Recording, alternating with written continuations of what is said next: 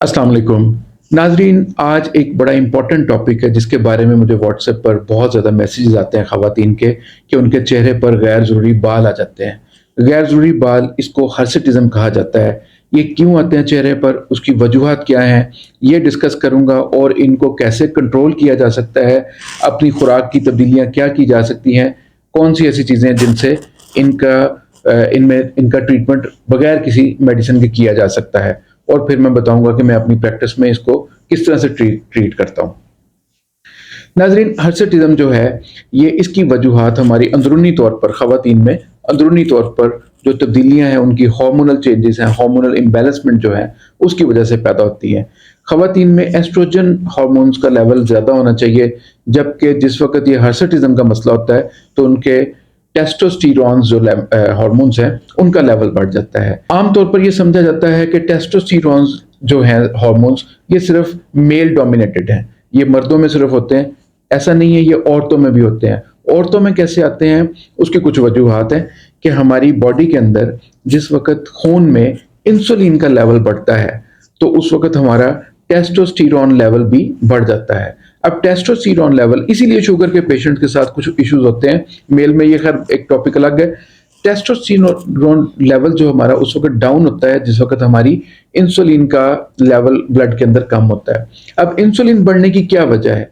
Insulin बढ़ने की ये वजह है कि हम जब कार्बोहाइड्रेट्स ज़्यादा इस्तेमाल करते हैं, ज़्यादा कंज्यूम करते हैं, तो उस वक्त हमारी बॉडी खुद ब खुद इंसुलिन की प्रोडक्शन भी ज़्यादा करती है ताकि उन कार्ब्स को मैनेज किया जा सके सही तरह से। तो अब इसको कैसे हम कर सकते हैं ठीक, अपनी खुराक को ठीक करके?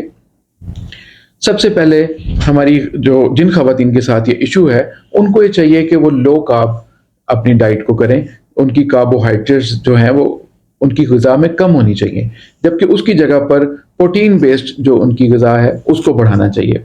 इससे उनके जो कार्बोहाइड्रेट्स हैं वो खून में कम हो जाएंगे और उसकी वजह से उनका इंसुलिन लेवल भी कम हो जाएगा।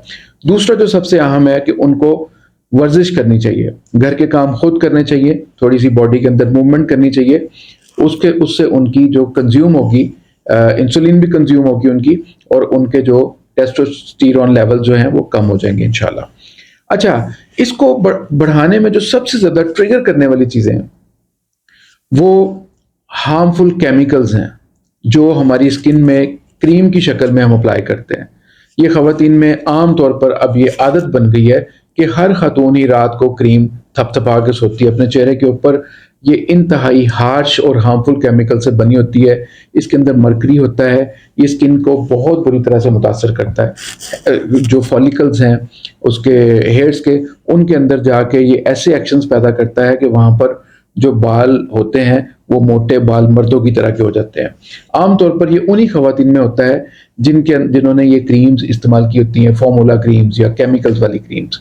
और दूसरा, हमारी लाइफस्टाइल जो है उसको चेंज करने की ज़रूरत होती है। मसलन हम आज बहुत ज़्यादा शिफ्ट हो गए हैं जंक फूड्स के ऊपर। बर्गर खाना, पिज़्ज़ा खाना, ये हमारी आम तौर पर हैबिट बन चुकी हुई है, ये हमारा आम तौर पर ग़िज़ा में शामिल हो चुकी हैं चीज़ें। चिकन बहुत बड़ी कॉज है।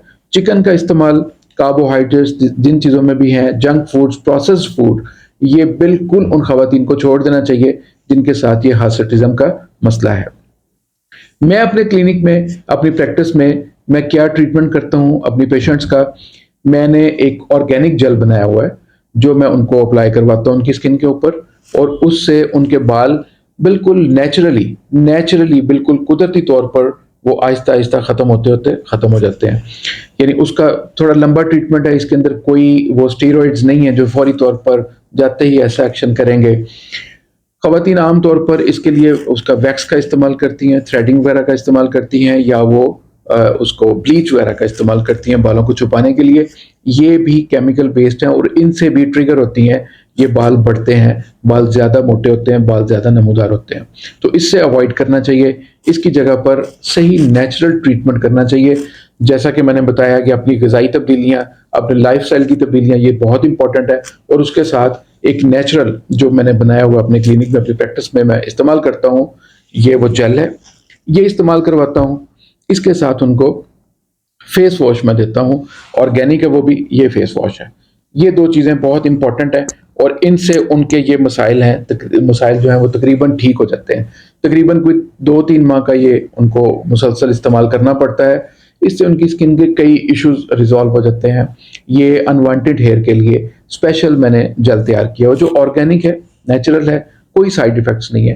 تو اب سب سے پہلے جو کرنے کی چیزیں ہیں وہ اپنے اس روٹین کو تبدیل کریں، اور اس کے ساتھ اپنی غذا جو ہے اس میں دیکھیں کہ کون سی تبدیلیاں کرنے کی ضرورت ہے، جیسا کہ میں نے پہلے بتا دیا کہ یہ چیزیں ہونی چاہیے اور کون سی چیزیں نہیں ہونی چاہیے.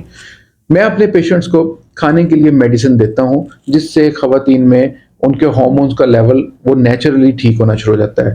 میں ہومیوپیتھک ڈاکٹر ہوں اور میں خواتین کے کئی مسائل کا علاج کرتا ہوں، عمومی طور پر ہارمونز کو ٹھیک کرنے سے، اور ساتھ میں اسکن کے اوپر اس جیل کو اپلائی کر کے یہ والا فیس واش استعمال کرنے سے یہ مسئلہ جڑ سے ختم ہو جاتا ہے، جس سے مکمل طور پر اس مسئلے سے نجات مل جاتی ہے اور یہ مسئلہ ٹھیک ہو جاتا ہے. آج کے لیے اتنا ہی، اجازت دیں. اللہ حافظ.